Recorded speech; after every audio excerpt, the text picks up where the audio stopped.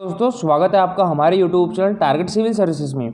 तो आज है 9 अप्रैल और मध्य प्रदेश के डेली करंट अफेयर में आज हम पढ़ेंगे 9 अप्रैल के करंट अफेयर। तो लेक्चर ध्यान से देखिएगा। और सबसे पहले मैं आपको यहाँ बता दूँ, देखिए हमारी जो Madhya Pradesh daily current affair की क्लास है वो आपको डेली सुबह 7 बजे लाइव मिलेगी, ठीक है। और जो हमारी नेशनल करंट अफेयर की क्लास है वो आपको मिलेगी डेली 9:30 बजे लाइव। तो दोस्तों वो क्लास भी आप डेली देखिएगा, क्योंकि देखिए उसमें 10 मिनट में आपको सेलेक्टेड 10 करंट अफेयर क्वेश्चंस मिल जाएंगे। तो एक बार आप अटेंड करके तो देखिएगा, उसको अच्छा लगेगा तो डेली देखना, ठीक है। तो चलिए अब स्टार्ट करते हैं हम दिवस। 2 अप्रैल को हमने मनाया था विश्व ऑटिज्म जागरूकता दिवस, और 4 अप्रैल को मनाया हमने अंतर्राष्ट्रीय खदान जागरूकता दिवस, और 5 अप्रैल को मनाया हमने राष्ट्रीय समुद्री दिवस, और 7 अप्रैल को मनाया विश्व स्वास्थ्य दिवस। दोस्तों मैं इसको डेली इसलिए रिवीजन करवाता हूँ क्योंकि मैं चाहता हूँ कि आपको रट जाए। ये हर एग्जाम में इससे रिलेटेड क्वेश्चन आ ही जाता है। अगर हम एमपीपीएससी की बात करें तो 1 से 2 क्वेश्चन आ जाते हैं दिवस से, तो इसलिए मैं डेली रिवीजन करवाता हूँ। चलिए अब स्टार्ट करते हैं हम। कल हमने जो कैलेंडर पढ़े थे उसका रिवीजन कर लेते हैं। 8 अप्रैल को मध्य प्रदेश के 1891 सूक्ष्म लघु और मध्यम उद्यमों का एक साथ शुभारंभ किसके द्वारा किया गया? तो ये किया गया हमारे मुख्यमंत्री शिवराज सिंह चौहान के द्वारा, ठीक है। और हमारे सूक्ष्म लघु और मध्यम उद्यम मंत्री कौन है? तो यह ओम प्रकाश सकलेचा है। और बात करें नरोत्तम मिश्रा गृह मंत्री, उषा ठाकुर पर्यटन मंत्री, संस्कृति और अध्यात्म मंत्री। नेक्स्ट क्वेश्चन था, हाल ही में मध्य प्रदेश हाईकोर्ट के पूर्व न्यायमूर्ति गुलाब गुप्ता का निधन कितने वर्षों में हो गया? तो दोस्तों इनका निधन हुआ था 88 ईयर में। कल मैंने 77 बताया था, तो 88 वर्षों में हुआ है, ठीक है। यहाँ मिसअंडरस्टैंडिंग हो गई थी। और देखिए जो न्यायमूर्ति गुलाब गुप्ता जी थे ये मध्य प्रदेश मानवाधिकार आयोग के अध्यक्ष भी रह चुके हैं, और ये हिमाचल हाईकोर्ट के मुख्य न्यायाधीश भी रह चुके हैं, और ये रानी दुर्गावती विश्वविद्यालय के कुलपति भी रह चुके हैं। तो इतनी चीज याद रखिएगा। नेक्स्ट क्वेश्चन था, मध्य प्रदेश के सबसे प्रदूषित शहरों में कौन सा शहर दूसरे नंबर पर आ गया है? तो ये आ गया उज्जैन। हमारे मध्य प्रदेश की ये सांस्कृतिक राजधानी है, ठीक है। और सागर पहले नंबर पे अभी तक, सेकंड पे कौन आ गया? उज्जैन, ठीक है। तो उज्जैन हमारे मध्य प्रदेश की सांस्कृतिक राजधानी है, और जबलपुर हमारे मध्य प्रदेश की संस्कार राजधानी है। नेक्स्ट क्वेश्चन था, वर्तमान समय और पोषण अभियान का महत्व विषय पर आयोजन कहाँ किया गया? ये किया गया हमारे मध्य प्रदेश की राजधानी भोपाल में। किसके द्वारा किया गया? तो ये हमारे मध्य प्रदेश के महिला एवं बाल विकास विभाग के द्वारा किया गया। नेक्स्ट क्वेश्चन था, कोरोना के विरुद्ध थर्ड जेंडर यानी किन्नर कौन सा विभाग चलाएगा? तो ये जन जागरूक अभियान, ठीक है। चलिए अब स्टार्ट करते हैं हम आज के करंट अफेयर। तो हाल ही में किसे राज्य शासन द्वारा राज्य मंत्री का दर्जा दिया गया है? तो ये किसे दिया गया है? ये श्री विभास उपाध्याय को दिया गया है, ठीक है। तो इसका आंसर क्या हो जाएगा? ऑप्शन नंबर बी, और ये है श्री विपास उपाध्याय।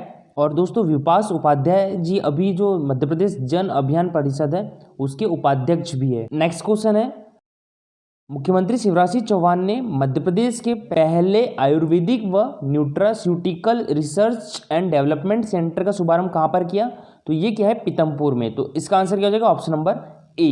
अच्छा, पीतमपुर किस डिस्ट्रिक्ट में आता है? तो ये धार डिस्ट्रिक्ट में आता है। और बात करें मंडीदीप किस डिस्ट्रिक्ट में आता है? तो ये रायसेन डिस्ट्रिक्ट में आता है। और इटारसी किस डिस्ट्रिक्ट में आता है? होशंगाबाद डिस्ट्रिक्ट में। और होशंगाबाद डिस्ट्रिक्ट का भी नाम चेंज करने की घोषणा किसने की? शिवराज सिंह चौहान ने। क्या नाम रहेगा? तो नर्मदापुरम। और देखिए पीतमपुर में स्थापित होने वाले इस नए सेंटर में वायरल संक्रमण सहित अन्य बीमारियों की रोकथाम और उनके इलाज के साथ ही रोग प्रतिरोधक क्षमता बढ़ाने के लिए आयुर्वेद दवाओं पर रिसर्च होगी यहाँ पर। और सेंटर में 200 से ज़्यादा साइंटिस्ट आयुर्वेदिक औषधियों पर रिसर्च करेंगे। और बताया जा रहा है कि इस सेंटर में करीब 500 लोगों को रोजगार मिलेगा। और दोस्तों कल हमारे मुख्यमंत्री शिवराज सिंह चौहान ने भोपाल में प्रदेश के 1891 सूक्ष्म लघु और मध्यम उद्यमों का वर्चुअल कार्यक्रम के जरिए शुभारंभ किया। तो इसमें इंदौर जिले के 3 उद्योग शामिल हैं, और ये प्रधानमंत्री रोजगार सृजन कार्यक्रम के अंतर्गत लक्ष्यों के 300% पूर्ति कर इंदौर जिला प्रदेश में प्रथम स्थान पर है। इसलिए इंदौर को हमारे मध्य प्रदेश की आर्थिक एवं औद्योगिक राजधानी बोला जाता है। नेक्स्ट क्वेश्चन है, मुख्यमंत्री शिवराज सिंह चौहान ने किस जिले में मेडिकल कॉलेज खोलने की घोषणा की है? तो दोस्तों ये की है दमोह में। तो इसका आंसर क्या हो जाएगा? ऑप्शन नंबर सी, ठीक है, दमोह में। और देख के बड़ा अजीब लगता है कि पूरे प्रदेश में कोरोना की इतनी भयावह स्थिति है और दोनों पार्टियों के नेता यहाँ पर रैली कर रहे हैं, और ऊपर से न यहाँ पर लॉकडाउन लगाया गया, और लॉकडाउन की बात राज्य निर्वाचन आयोग पर छोड़ दी। देखिए 17 तारीख को चुनाव होने वाले हैं दमोह में, तो दोनों पार्टियों के नेता जमकर रैली कर रहे हैं। दोस्तों अभी हमारे मध्य प्रदेश के हालात ये है कि दवाइयाँ, ऑक्सीजन और बेड की कमी से मरीज इधर उधर भटक रहे हैं। आपने न्यूज़ सुनी होंगी, कल उज्जैन में ऑक्सीजन नहीं होने के कारण 5 लोगों की मौत हो गई। तो इस स्थिति से गुजर रहे हैं हम और पार्टियों के नेता रैली कर रहे हैं। दोस्तों मैं यहाँ एक ही पार्टी की बात नहीं कर रहा, कांग्रेस हो बीजेपी हो, दोनों पार्टियां रैली कर रही है। चलो ठीक है, हमारे इस क्वेश्चन का आंसर क्या होगा? दमोह। ठीक है, और दमोह में कब चुनाव होने वाला है? 17 अप्रैल को चुनाव होने वाला है, यहाँ पर उपचुनाव। नेक्स्ट क्वेश्चन देखते हैं हम, स्पेशल नीड वाले लोगों की पेंशन 600 रुपये से बढ़ाकर कितनी कर दी गई है? तो दोस्तों ये कर दी गई है 2500 रुपये। ठीक है, तो इसका आंसर क्या हो जाएगा? Option number C. देखिए अभी हमारे देश में डिसेबल्ड लोगों को पालन पोषण के लिए कितने रुपए पेंशन दी जाती थी? 600 रुपये दी जाती है। ठीक है, तो इसके लिए एक PIL डाली थी, यानी जनहित याचिका डाली थी, तो जिसे हाईकोर्ट ने, हमारे मध्य प्रदेश को हाईकोर्ट ने एक्सेप्ट कर लिया है और अब स्पेशल नीड वाले लोगों को 2500 रुपये दिए जाएंगे। तो ये राशि याद रखिएगा। ठीक है, और ये कहा गया है स्पेशल नीड्स वाले बच्चों के पेरेंटिंग एक्सपर्ट आदित्य तिवारी के द्वारा, और वे वर्थ ट्रस्ट की ओर से आयोजित वेबिनार में स्पेशल नीड्स वाले बच्चों को ज़रूरतों और डाउन सिंड्रोम पर बात कर रहे थे। तो देखिए जो डिसेबल्ड रहते हैं और जो विकलांग रहते हैं, तो अब उनको गवर्नमेंट देगी 2500 रुपये।